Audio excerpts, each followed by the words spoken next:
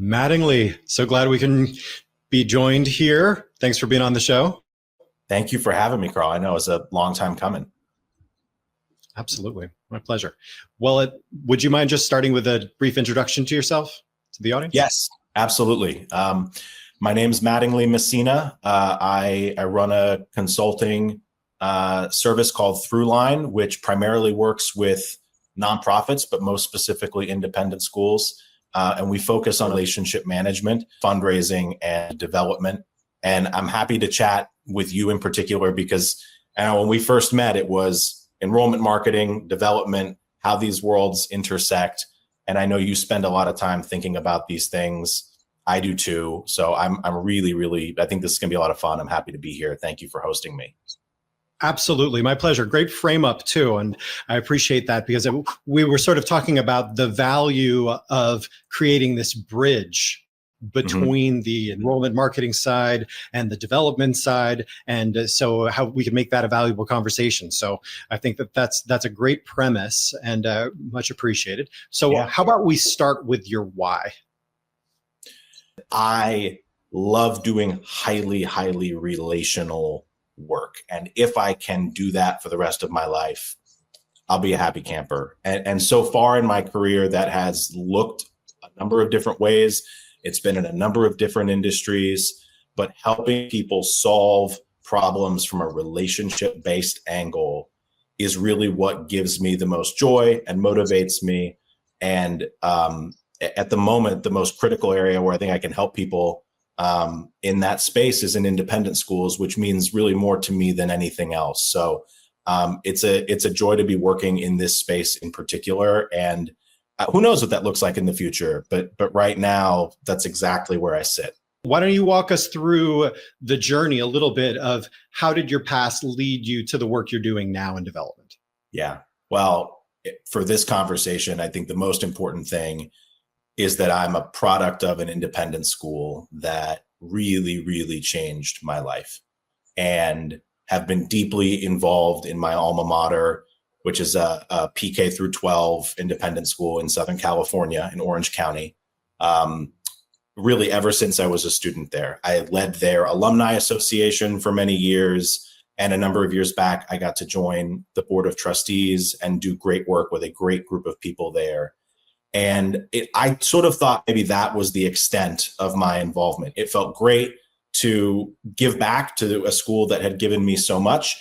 And I had a career in tech and legal, I guess like every good person who lives in San Francisco. I worked in tech for a number of years. I was a legal negotiator for Google. And I'm not a lawyer, but I worked with an amazing team of lawyers on all of this high stakes, complex litigation, regulatory investigations, all that good stuff. And for a time, I thought I wanted to be a lawyer and do all of that. But I realized most importantly that in addition to all the technical know-how that you might need in a lawsuit in the tech world, it really came down to just being about managing relationships and transforming adversarial relationships into relationships that have a shared objective and a shared outcome.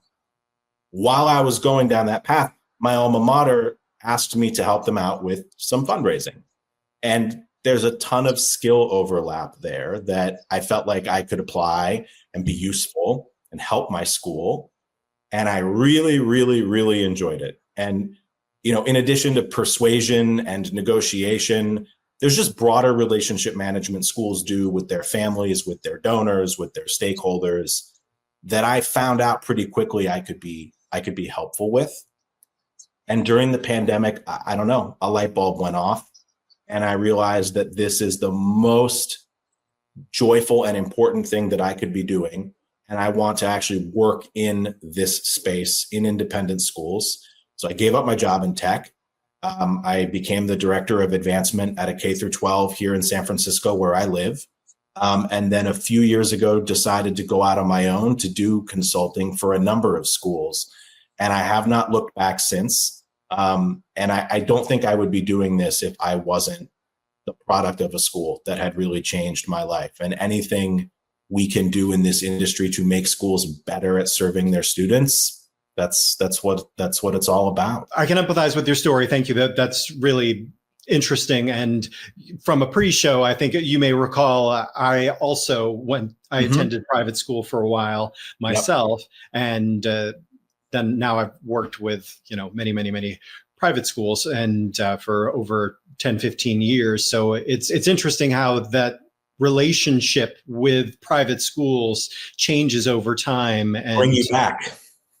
That's right. That's right. And I think that the seed gets planted of how meaningful it really was, and how helpful it could be in an impact standpoint for the greater public and good. So I think we have similar missions, which is always good, right?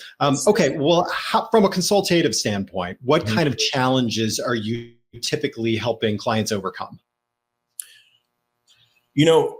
When I started consulting, it was a lot of what I would call the development challenges most people are aware of, right? How to run a better annual fund, how to structure your advancement or development office, whatever term you choose to use, a certain way, how to approach major donors and launch a major gifts program.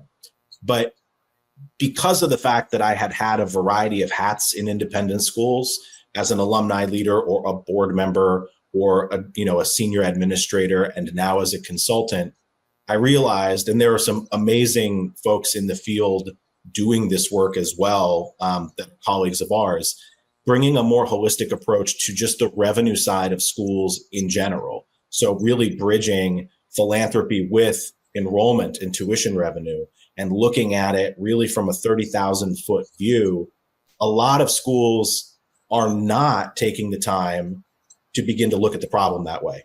In particular, smaller and medium-sized schools that are more resource constrained, that don't have the luxury of really taking a longer-term view, even though they need to. That, over the past couple of years, has been this sweet spot where not only is the work important, but it's the most fun for me. So if somebody asked me what I spend most of my time doing, I would say it's working with smaller and medium-sized schools to overhaul philanthropy, not just through the operational side of things, but to have school leaders, boards, and heads look at revenue as a more total picture and approach revenue development through a relationship-based lens. And I'm glad to talk with you because I think the enrollment and the enrollment marketing side of things certainly is critical from the standpoint of the school's bottom line. But I just think there's so much opportunity being missed because enrollment folks and development folks are not working together in the ways that they could. Right. Well put. And it's so interesting. And, I can talk marketing all day long, just like you could talk development all day long. And something that resonated with me that you said was it's fun. Marketing development is fun. I mean, every year you get an opportunity for such creative concepts that can resonate with your audience in a way that results in a really material way that is both great to see on a graph and also heartwarming to see from the real world results.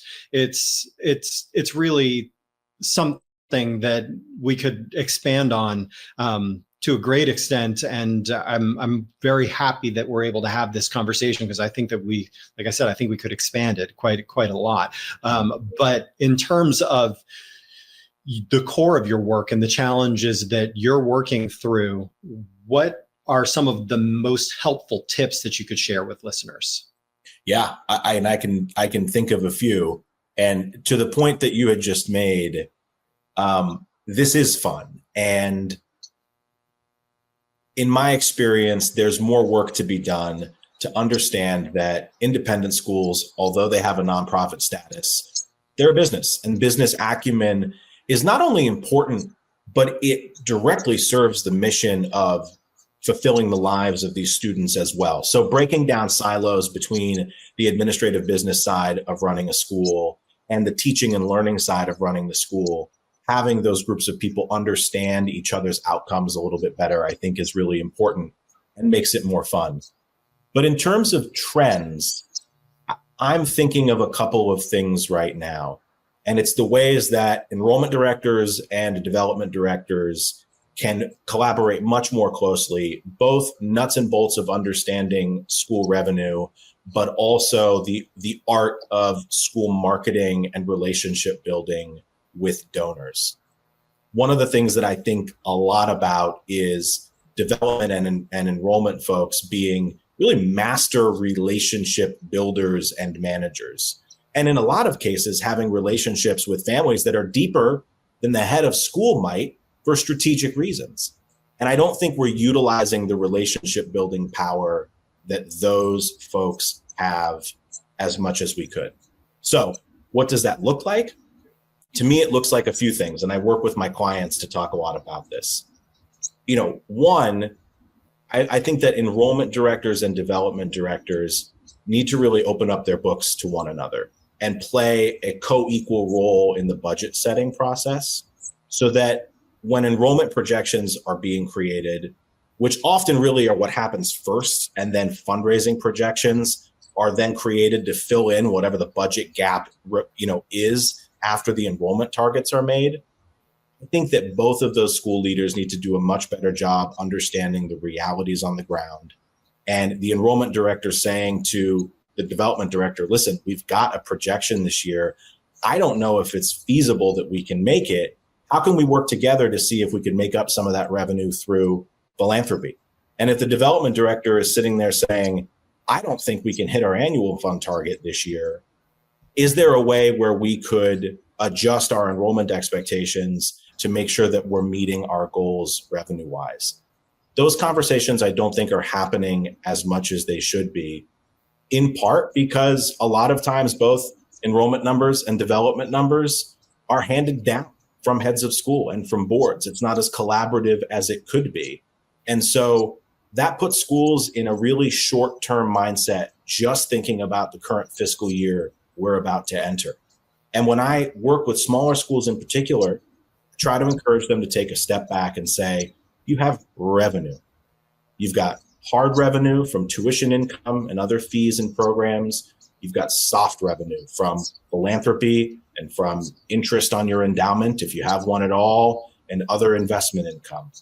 These things have to be thought of together as a whole pie. And it starts with the two leaders in the departments really understanding much more deeply how the other person works. And so that is often a challenging thing to help people think about. But when schools see success, they realize how fun it is that these two departments don't have to be in conflict with one another.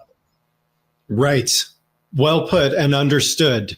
And it's interesting. So if we're, playing between the enrollment and marketing bridge to development, and between the budgeting conversation and the strategic balancing, I think that there's a lot of opportunity from a leadership perspective, both at the department level and the head, to have kind of, I think you might have even said this, a shared rubric, right? Yes.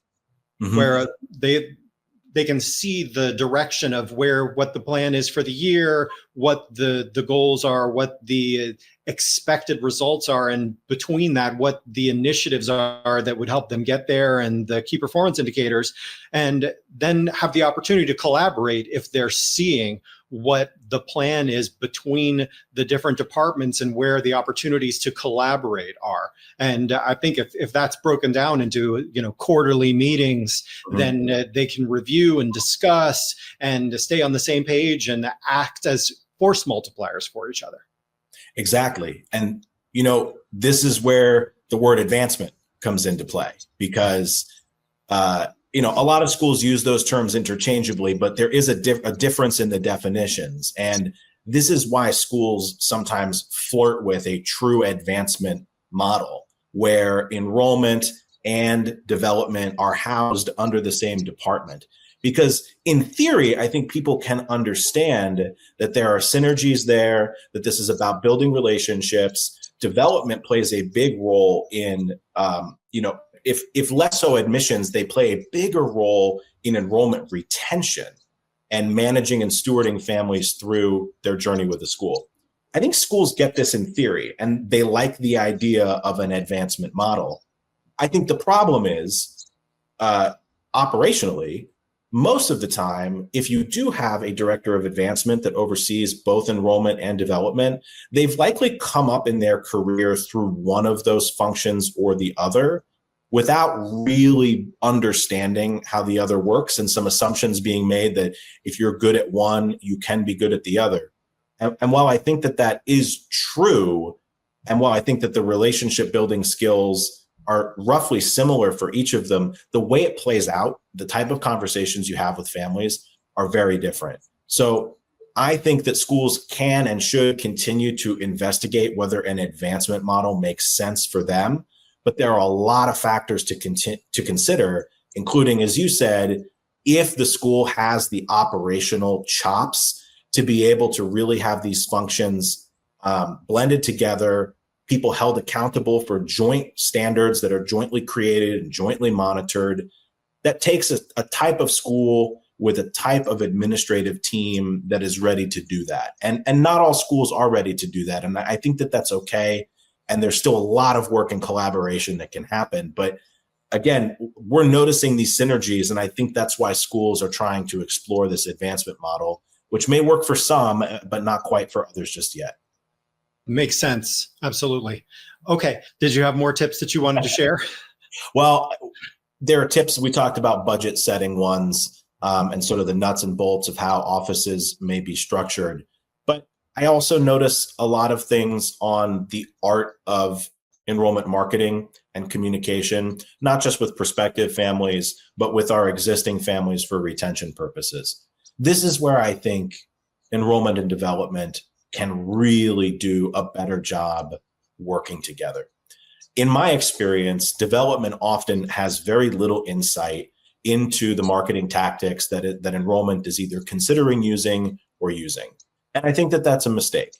I think that development can be very supportive and helpful to the enrollment team when they consider their digital marketing, print marketing, event marketing, whatever that calendar is during the admissions season. Why? Because one, they've got unique relationships with existing families that could really be helpful in the admissions process. And if the development and enrollment folks were working together more closely, they would be able to share their knowledge about which families could be fantastic ambassadors in the enrollment process. I also think about the fact, especially when we're thinking about how we budget for data collection, enrollment is trying to get an understanding of the demographic landscape in the area and the marketplace that the school is in and how much talent they can attract, what type of families they're bringing in. Well, development certainly is touching those families after they're enrolled, but development's also gathering lots of data about wealth in the area, about philanthropic trends in the area. And I think enrollment would benefit and have a clearer and more complete picture of the marketplace the school sits in if the enrollment director and the development director were also sharing the data and the research that they're doing on either prospective or current families as well. I think schools are often really great at allocating budget for both of these departments to do some digging into their constituencies, but very rarely do I see schools sharing the data that they have, the subscriptions that they have, and painting an even clearer picture of not just the demographic trends in the area, but the philanthropic trends and whether or not we should be considering some of those in our enrollment projections or in our enrollment strategy. So to me, these are not quick fixes, but schools are doing such great work. And a lot of it's already happening, but there aren't a lot of folks trying to push these groups together and say, listen, you can work together, you can collaborate, and it doesn't have to be confrontational. It doesn't have to be competitive. It starts at the top. But I just think there's a lot of efficiencies schools could tap into if they looked at marketing, comms, and data just a little bit differently. Interesting. So there's a model you're probably aware of it, but called the customer journey, where somebody at a high level goes from awareness. They They start as strangers, and then they become aware, then they start to evaluate, and then they convert, whatever that means in this instance, but eventually they become a customer, or they enroll, and they're admitted, they become a student, and their families become part of this customer journey. And then there's still further ascension in the customer journey, from advocacy to championship and partnership, and somewhere in that second tier is the investor, right? Somebody who's willing to invest they're donating, they're fundraising, and so they in many ways have gone further through the customer journey one way or another. And so connecting the dots could easily show great targeting and helpful analytic data of, listen, this person was able to go through those steps. So they're statistically a good example of who we could and should be targeting. So identifying those patterns on the front and the back side of that would be very useful. So that's just one perspective from a marketing side of what you just described, which, like I said, very interesting. I think it's spot on. And if the goal of a school is to identify, recruit, and retain mission-oriented families, right? As probably every school will tell you, that's their goal. Right. As an in-house development director, before I went out on my own, I wasn't really entirely aware of the work that went into getting a family in the door. And then conversely, once that family came in the door, it was sort of my responsibility, and the enrollment and admissions folks were not always aware of the work we were now doing in-house with these existing families on the fundraising side of things. And to me, that's a missed opportunity. We can all do our jobs better when we understand the full life cycle of the customer, especially in like a PK through 12 environment where you could have these families in community for over a decade.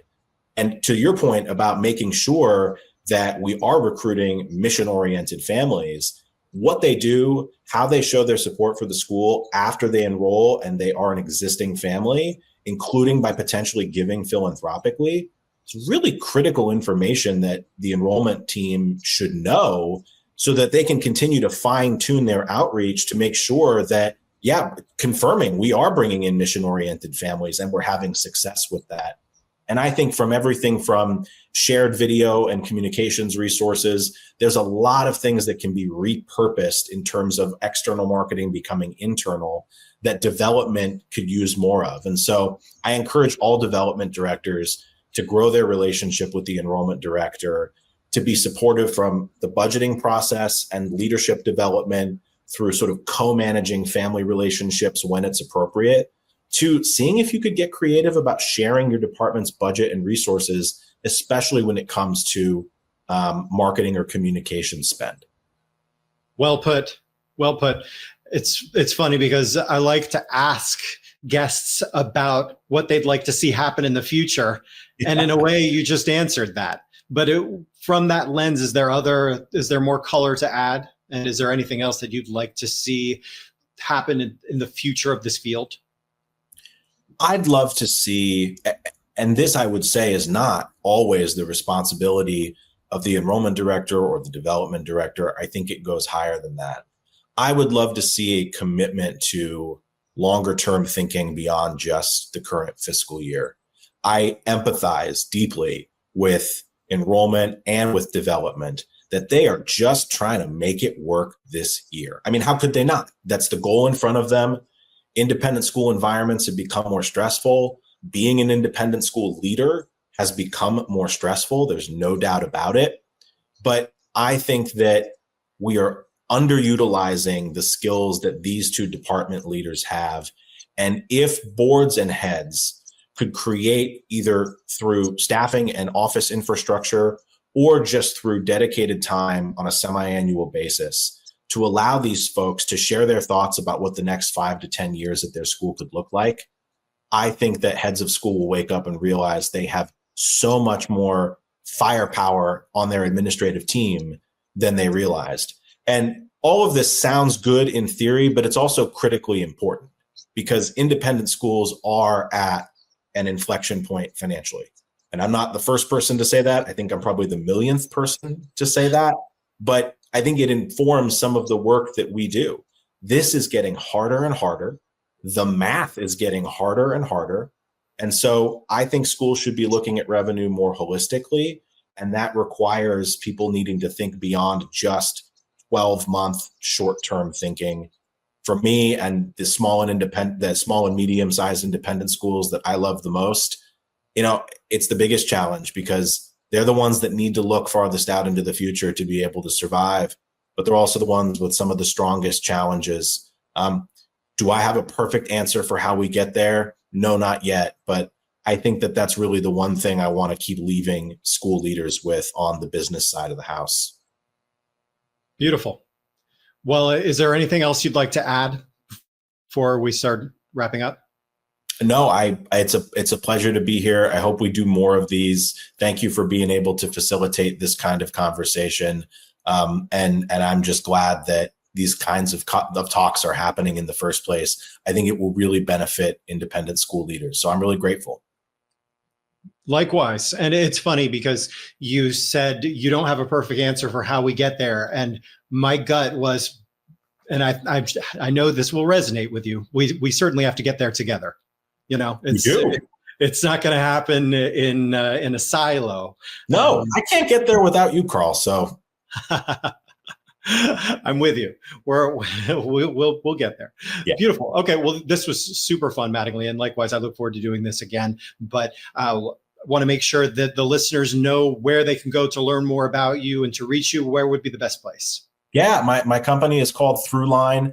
Website is Throughline Development, so throughlinedev.com. My email is there. Everything you need to know is there. You can find me on LinkedIn. And I'm grateful for any school leader listening right now. You're doing the right thing. You're trying to find great answers. So good on you. Perfect. And we will absolutely get all that linked up on the show notes page on help100schools.com. And beyond that, I'll look forward to the next conversation. Mattingly, thanks again so much. Thanks, my friend. Thank you for tuning in to Help 100 Schools. If today's feature struck a chord with you, we encourage you to share it. Your action can bridge the gap between deserving schools and families looking for a place where their children can thrive. Want to dive deeper or help more? Visit help100schools.com. Your engagement is the fuel that drives our mission forward, helping us to reach and support more schools. So remember to subscribe to our show. This way you'll never miss the stories that could inspire, move, or motivate us all to contribute to a better educational future. Together, let's light up the path for education, one school at a time. We're grateful for you and your support and for spreading the word. Stay tuned for more stories that will make a difference. Until next time, continue to be the change in education. Farewell for now.